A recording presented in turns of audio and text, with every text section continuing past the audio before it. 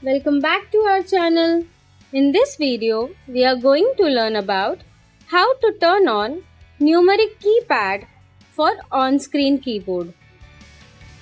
Click on Windows Start button.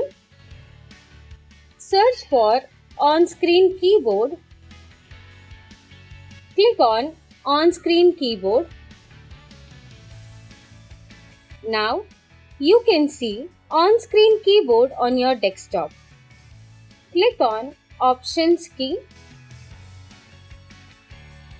Click on the checkbox present before Turn on numeric keypad.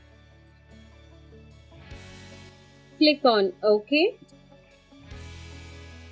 Now, you can see on-screen keyboard with numeric keypad.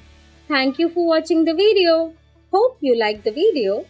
And for more such videos, please like, share, comment and subscribe to our channel.